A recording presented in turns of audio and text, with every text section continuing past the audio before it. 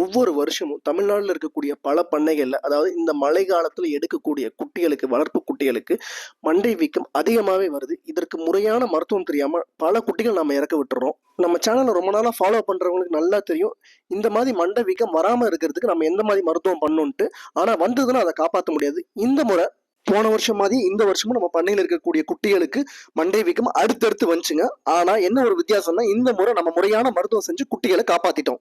அதற்கான மருத்துவம் என்னன்றது இந்த வீடியோவில் நம்ம பார்க்க போகிறோம். அது மட்டும் இல்லைங்க, இந்த மாதிரி பெரிய குட்டிகளும் நல்லா சாப்பிட்டுட்டு இருக்கும்போது திடீர்னு உடம்பு சரியில்லாமல் இப்படி ஓரமாக ஒதுங்கி போய் உட்காந்துக்கிட்டு இறை எடுக்காமல் இருக்கிற குட்டியை நாம் என்ன மாதிரியான மருத்துவம் கொடுத்து அதை ரெடி பண்ணுன்றதையும் இந்த வீடியோவில் நம்ம பார்க்க போகிறோம். அதனால் வீடியோ ஸ்கிப் பண்ணாமல் ஃபுல்லாக பாருங்கள்.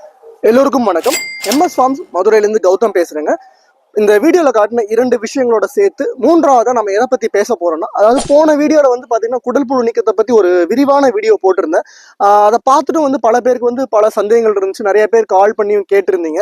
அதாவது நிறைய பேர் கேட்ட கேள்வி என்னன்னா, ஃபர்ஸ்ட் டோஸுக்கும் செகண்ட் டோஸுக்கும் என்ன வித்தியாசம் அப்படின்றது. இதில் இன்னொருத்தருக்குலாம் என்ன கேள்வி கேட்டிருந்தாரோ, நான் ஒரு சில ஷார்ட்ஸில் பார்த்துருந்தீங்கன்னா நான் ஹைடெக் கொடுத்துருப்பேன், அப்புறம் ட்ரைக்ளாமர் கொடுத்துருப்பேன். அதெல்லாம் பார்த்துட்டு ஒருத்தர் கேட்டார், என்னங்க எங்களை நீங்கள் நில்சான்னு க்ளோசன்டால் கொடுன்னு சொல்லிட்டு நீங்கள் ட்ரைக்ளாமரு ஹைடெக்னு கொடுத்துருக்கீங்களே அப்படின்னு கேட்டார். அதனால எந்த வித குழப்பமும் இருக்கக்கூடாதுன்றனால நான் என்ன பண்ணிட்டேன்னா, ஒரு அட்டவணையை ரெடி பண்ணிட்டு எந்தெந்த மாதத்தில் எந்தெந்த மருந்து ஃபர்ஸ்ட் டோஸாகவும் செகண்ட் டோஸாகவும் கொடுக்கணுன்றதை நான் ரெடி பண்ணி வச்சிருக்கேன். இந்த வீடியோவோட முடிவில் அந்த அட்டவணை நான் உங்களுக்கு காட்டுறேன். நீங்கள் அதை ஸ்க்ரீன்ஷாட் எடுத்து வச்சுக்கோங்க. இதுதாங்க அந்த அட்டவணை. நீங்க குட்டியை ஜனவரி, பிப்ரவரி, மார்ச் மாசம் வாங்கியிருந்தீங்கன்னா அதற்கான முதல் டோஸ் பாத்தீங்கன்னா க்ளோசன்டால் வச்சு கொடுங்க. க்ளோசன்டால் 2 ml தான். அடுத்த 35 நாள் கழிச்சு நீங்க கொடுக்கக்கூடிய செகண்ட் டோஸ் நிக்லோசோமைட் பிளஸ் அல்பெண்டசோல் காம்பினேஷன்ல. இந்த காம்பினேஷன்ல கிடைக்கக்கூடிய மருந்து பாத்தீங்கன்னா ஒன்னு பெனமிட், இன்னொன்னு நிக்லோசோல். இது ரெண்டுல எது கிடைக்குதோ அதை நீங்க செகண்ட் டோஸா கொடுக்கணும். அடுத்து ஏப்ரல், மே, ஜூன், ஜூலை, ஆகஸ்ட் இந்த டயத்தில் நீங்கள் குட்டி எடுத்தீங்கன்னா ஃபர்ஸ்ட் டோஸ் ஒன்று ட்ரைக்ளாமர் வச்சு கொடுங்க, இல்லை ஹைடெக்கை வச்சு கொடுங்க.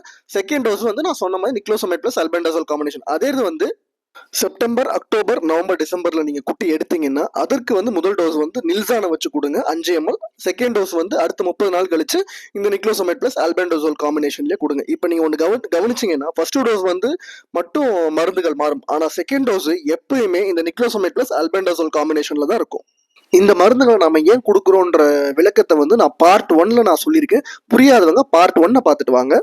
இது பார்த்துக்கிட்டிங்கன்னா நம்ம பண்ணையில் இருக்கக்கூடிய குட்டிகள் மொத்தம் 97.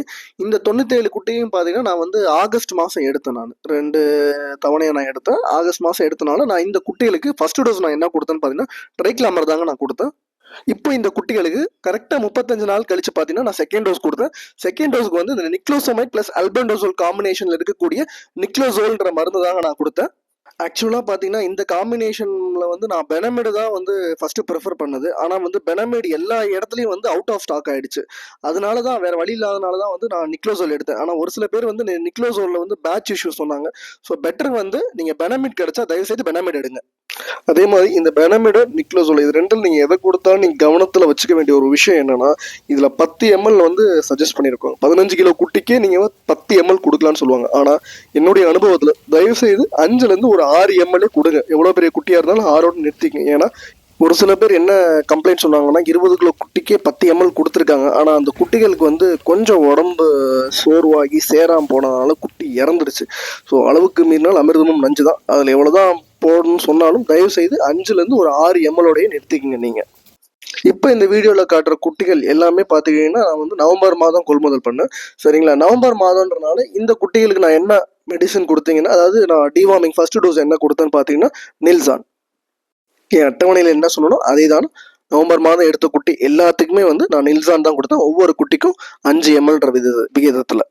இந்த பெனமிட் இல்லைன்னா நிக்லோசோல் மருந்து நாம் கொடுக்கும்போது பார்த்துக்கிட்டிங்கன்னா குட்டிகளுக்கு பயங்கரமாக கழிச்சல் ஏற்படும். நல்லா கழிச்சலை ஏற்படுத்தி உள்ளே இருக்கிற புழுக்கள் எல்லாத்தையுமே வெளியே தள்ளிடும். அதனால பயந்துடாதீங்க, என்னடா குட்டிகள் எல்லாமே கழிய ஆரம்பிச்சிருச்சு அப்படின்ட்டு. இது இயற்கை தான். மருந்து கொடுத்தா கழியத்தான் செய்யும். அதனால பயந்துடாதீங்க. இப்போ இந்த வீடியோவில் காட்டின மாதிரி ஒரு மருந்து ஆட்டினுடைய வயிற்றுக்குள்ளே போய் அதுக்குள்ளே இருக்கிற புழுக்களை கொன்று வெளியே தள்ளுதுன்னா அது எவ்வளோ பெரிய பவர்ஃபுல்லான மருந்தாக இருக்கட்டும். ஸோ அப்படி இருக்கும்போது கண்டிப்பாக அந்த மருந்து உள்ளே போகும்போது இன்டர்னல் ஆர்கன்ஸை கொஞ்சம் கண்டிப்பாக பாதிக்க செய்யும். நான் குறிப்பாக எதை சொல்கிறேன்னா லிவரை. ஸோ அதனால என்ன ஆகும் அப்படின்னு பார்த்துக்கிட்டிங்கன்னா, ஒரு 2-3 நாளைக்கு கொஞ்சம் ஆடுங்க இறை எடுக்கிறது கம்மியாகும். ஏன்னா லிவர் தான் ஆடுகள் செரிமானம் ஆகிறதுக்கு யூஸ் ஆகுறது. அப்படிப்பட்ட லிவரை டேமேஜ் ஆகாமல் இருக்கிறதுக்கு நம்ம என்ன பண்ணணும்னா இந்த மாதிரி சப்ளிமெண்ட்டை தொடர்ந்து ஒரு 4 நாளைக்கு கொடுக்கணுங்க. நான் என்ன மாதிரி சப்ளிமெண்ட் கொடுப்பேன்னா புரோட்டோனையும் குரோவிப்ளெக்ஸையும் ரெண்டாக மிக்ஸ் பண்ணி தொடர்ந்து 2 நாளைக்கு கொடுப்பேன். ஆக்சுவலாக வந்து இது எந்த காம்பினேஷனில் கொடுப்பேன்னா 1 லிட்டர் புரோட்டோனுக்கு 1/2 லிட்டர் குரோவிப்ளெக்ஸ் இந்த விகிதத்தில் தாங்க நான் கொடுப்பேன். நல்லா ரெண்டையும் மிக்ஸ் பண்ணி கலந்துக்கிட்டு குட்டிகளுக்கு ஒவ்வொரு குட்டிகளுக்கும் 10 mlன்ற விகிதத்தில் கொடுங்க. நான் தொடர்ந்து 2 நாளைக்கு இந்த காம்பினேஷனில் கொடுப்பேங்க. அடுத்த 2 நாளைக்கு பார்த்தீங்கன்னா அதாவது 3வது நாள் 4வது நாள் பார்த்துக்கிட்டிங்கன்னா லிவர்டானும் ஃபர்ஸ்ட் ஆனும் சேர்த்து கொடுப்பாங்க.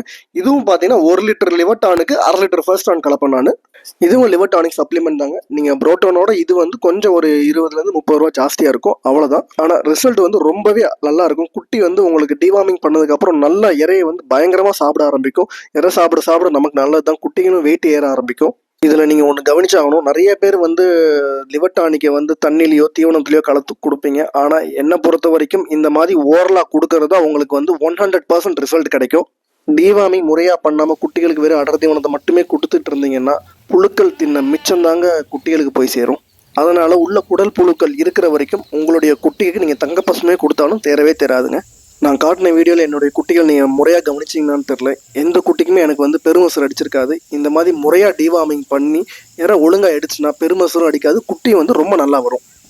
என்னதான் குடல் புழுக்கு நாம வந்து ஒரு அட்டவணை போட்டாலும் இயற்கைக்கு ஒரு அட்டவணை நாம போட முடியாதுங்க. காரணம் என்னன்னா போன வருஷம் பார்த்துக்கிட்டீங்கன்னா அந்த டிசம்பர் எண்டில் தான் வந்து அந்த குளிரே வந்து ஸ்டார்ட் ஆச்சு. அப்போதான் வந்து நீங்கள் இந்த மண்டை வீக்கம் தாடை வீக்கம் எல்லாமே வர ஆரம்பிச்சிச்சு.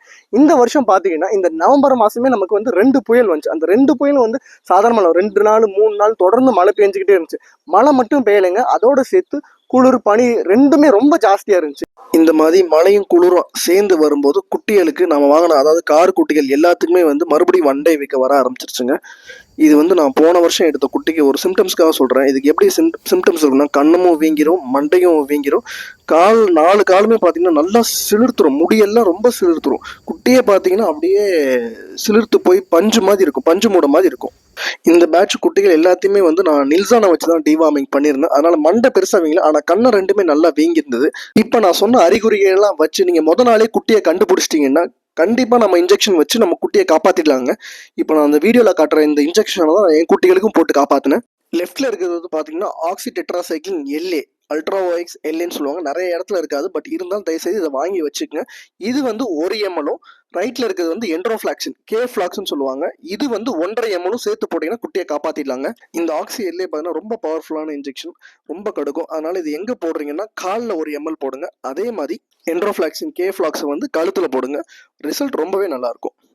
இப்போ இந்த இன்ஜெக்ஷனை வந்து நீங்கள் காலையில் கொடுத்தீங்கன்னா சாயந்தரம் என்ன பண்ணுங்க, என்ட்ரோஃப்ளாக்சின் ஓரல் வந்து ஒரு 3.5 ml லிவர் டானிக்கு அடிச்சு விடுங்க. ஸோ இதே மாதிரி 3 நாளைக்கு கண்டினியூ பண்ணுங்க. கண்டிப்பாக வந்து வீக்கம் குறையிறத வந்து நீங்கள் நல்லா பார்க்கலாம். அது எனக்கு 2வது நாள்லேயே பார்த்தீங்கன்னா வீக்கம் கொஞ்சம் கொஞ்சமாக வத்த ஆரம்பிச்சிச்சு. குட்டியும் வந்து நல்லா தீவனம் எடுக்க ஆரம்பிச்சிச்சுங்க. இந்த வீடியோவில் பார்த்தாவே தெரியும், இந்த ப்ரௌன் குட்டி தான் நல்லா தீவனம் எல்லா குட்டிகளோட சேர்ந்து போட்டி போட்டு தீவனம் எடுக்க ஆரம்பிச்சிச்சு.